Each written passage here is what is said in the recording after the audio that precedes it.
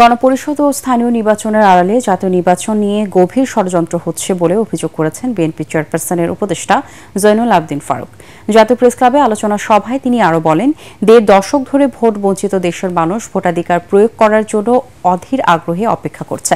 জুলাই অভ্যুত্থানে ছাত্র নেতাদের রাজনৈতিক দল জাতীয় নাগরিক পার্টিকে জাতীয় নির্বাচনে অংশ নিয়ে গ্রহণযোগ্যতা যাচাইয়ের আহ্বান জানান তিনি। ফারুক বলেন, জনগণের ভোটে প্রতিষ্ঠিত জাতীয় সংসদেই প্রকৃত সংস্কার বাস্তবায়ন হবে। অন্তর্বর্তী সরকারকে ব্যর্থ করে দিতে নানা ষড়যন্ত্র হচ্ছে অভিযোগ করে বিএনপির এই নেতা বলেন, জন আকাঙ্ক্ষা পূরণে ডক্টর ইউনূসকে সহায়তা দিয়ে যাবে তার দল। হাতে একটি সুষ্ঠু নির্বাচন, তাই অনুগ্রহ করুন নাই সাহেবরা, ভেজালটা লাগায় না দেশে।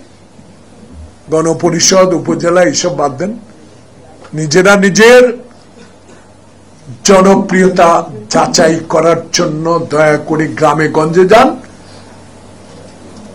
এবং নির্বাচনের তারিখ ঘোষিত হলে প্রার্থী দেন, পার্লামেন্টে যান, স্পিকারের হানা ভোটে অংশগ্রহণ করেন, সেখানেই হবে মূল সংস্কার।